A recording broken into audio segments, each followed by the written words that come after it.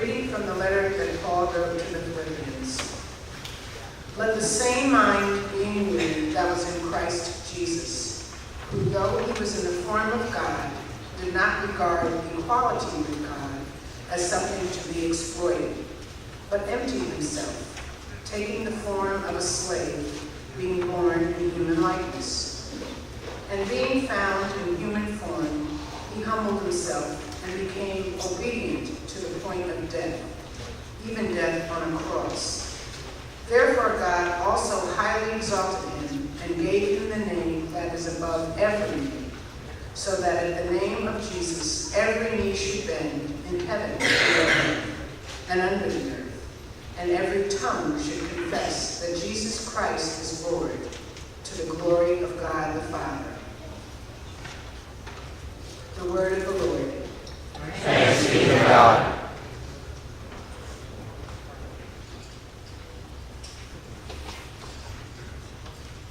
The Passion Gospel according to Luke, chapter 23, verses 1 through 49. The assembly of the elders of the people rose as a body, and they brought Jesus before Pilate, and they began to accuse him, saying, "We found this man perverting our nation, forbidding us to pay taxes to the emperor, and saying that he himself is the Messiah, a king." And then Pilate asked him, "Are you the king of the Jews?" And he answered, "If you say so." And then Pilate said to the chief priests and the crowds, "I find no basis for an accusation against this man." But they were insistent. And they said, "He stirs up the people by teaching throughout Judea, from Galilee where he began, even unto this place." And when Pilate heard this, he asked whether the man was a Galilean. And when he learned that he was under Herod's jurisdiction, he sent him off to Herod, who was himself in Jerusalem at that time. And when Herod saw Jesus, he was very glad, for he had been wanting to see him for a long time, because he had heard about him, and he was hoping for him to perform some sign. He questioned him at some length, but Jesus gave him no answer. The chief priests and scribes stood by vehemently accusing him, and even Herod and his soldiers treated him with contempt, and they mocked him. And then they put an elegant robe on him, and they sent him back to Pilate. That same day, Herod and Pilate became friends with each other. Before, they had been enemies. So Pilate then called together the chief priests, the leaders, and all the people, and he said to them, "You brought me this man as one who was perverting the people, and here I have examined him in your presence, and I have found in this man guilty of none of the charges against him. And neither has Herod, for he sent them back to us. Indeed, he has done nothing to deserve death. I will therefore have him flogged and release him." But then they all shouted out together, "Away with this fellow! Release Barabbas for us!" This was a man who had been put in prison for an insurrection that had taken place in the city, and for murder. Pilate, wanting to release Jesus, addressed them again, but they kept shouting, "Crucify! Crucify him!" And a third time he said to them, "Why, what evil has he done? I have found in him no ground for the sentence of death. I will therefore have him flogged and then release him." But they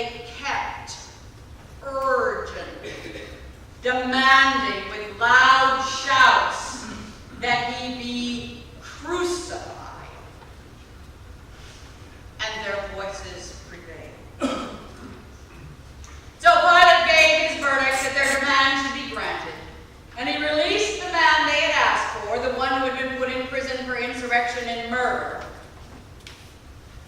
And he handed over Jesus as they wished. And as they led him away, they seized a man, Simon of Cyrene, who was coming from the country, and they laid the cross on him and made him carry it behind Jesus. A number of the people followed him, and among them were women who were beating their breasts and wailing for him. But Jesus turned to them and said, "Daughters of Jerusalem, do not weep for me, but weep for yourselves and for your children." 2 others also, who were criminals, were led away to be put to death with him. And when they came to the place that is called the Skull, they crucified Jesus there with the criminals, one on his right and one on his left. And then Jesus said, "Father, forgive them, for they do not know what they are doing." And they cast lots to divide his clothing. And the people stood by watching. But the leaders scoffed at him, saying, "He saved others. Let him save himself if he is the Messiah of God, the chosen one." And the soldiers also mocked him, coming up and offering him sour wine and saying, "If you're the king of the Jews, save yourself." There was also an inscription over him, "This is the King of the Jews." One of the criminals who were hanged there kept deriding him, saying, "Are you not the Messiah? Save yourself and us." But the other rebuked him, saying, "Do you not fear God, since you are under the same sentence of condemnation?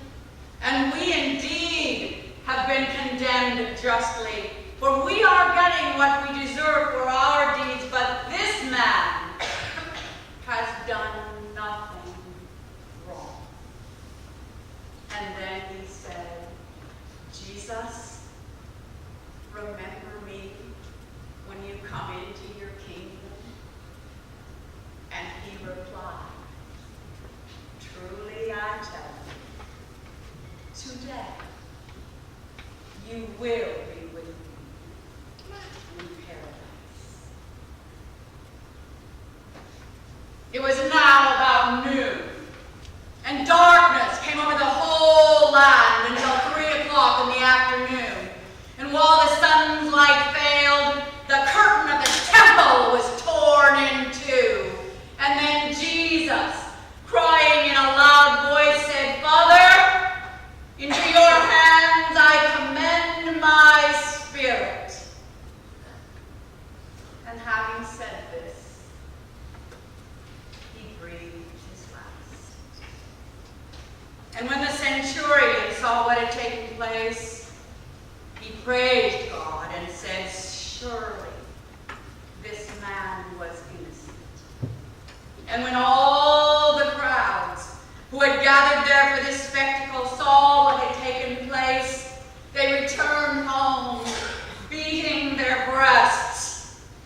But all his acquaintances, including the women who had followed him from Galilee, stood at a distance, watching these things. The word of the Lord. Thanks be to God. The Passion Gospel is hard to hear,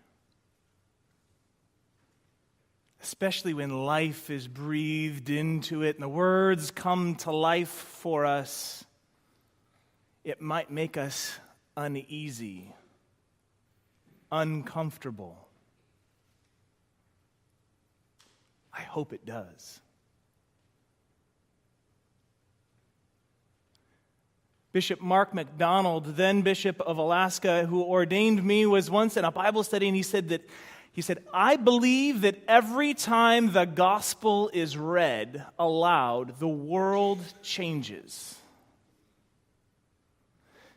This notion stuck with me even as I struggled against it and examined my own belief around it.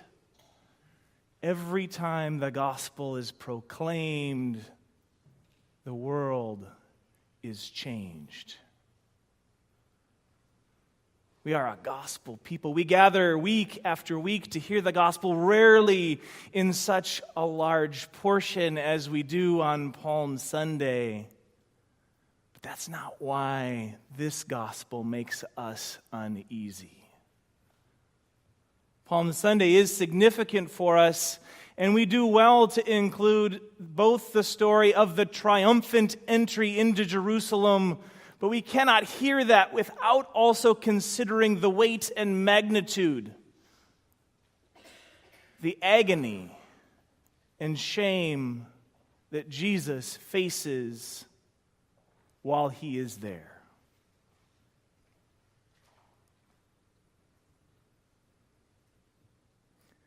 I've learned something in my time here at Ascension. It's our Dinka brothers and sisters who helped instill a learning in me. As I arrived here, I sat with many of them and listened to their stories, yearning to understand what they have been through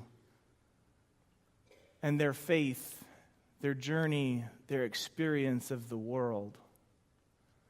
And as a part of that, not only have I sat with many of the members here, I endeavored to read books and watch the movies that tell the story of South Sudan. And each time I would go to Father Ding and say, hey, I just read this book, he would say, that's great. He said, but it doesn't capture the whole story. So, being who I am, I went and got a longer book. And I set about reading it. I went back, I said, Father Dang, I've now read this book about South Sudan. And he'd say, that's a good book. That tells a lot more of the story. But it doesn't tell the whole story. And I'd watch movies, and I'd say, dang, I watched this movie about your story. And he'd say, that's a good movie, but it doesn't tell the whole story.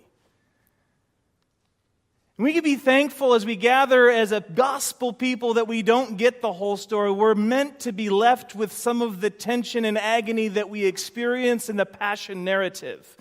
But when I tell you that it isn't the whole story, I am not referring to what we will gather a week from now to celebrate. I'm telling you that we need to be careful as we listen to this Passion narrative and not excuse ourselves from it. We cannot make the mistake that this is just a recollection of the events that happened some 2,000 years ago, because this Passion narrative exists in us today. Just as Christ is made manifest in the world around us, so too this story is happening.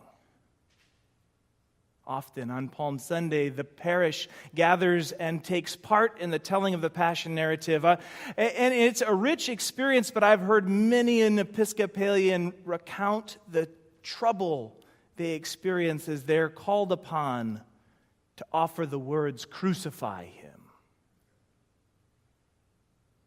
We'd like very much to distance ourselves and think, not I.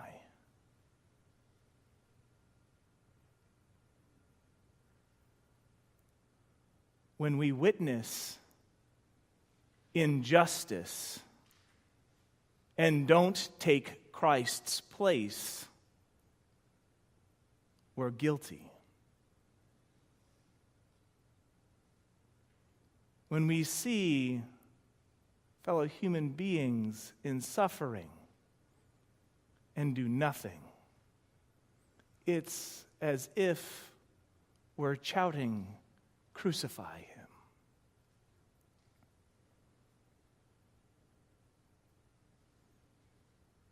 We may go home beating our breasts. We may be watching from a distance, but I hope that we'll allow this passion narrative to rest deep within us this week, this very holy and sacred week. And as we make our way through the liturgies of the week that might help us examine the story more fully, I hope that we'll place ourselves in this story and examine our lives for moments where we may have been saying, "Crucify him," without even realizing it. Just as surely as Christ invites us to be Christ to the world and join in his triumphant entry, so too we share in his struggle.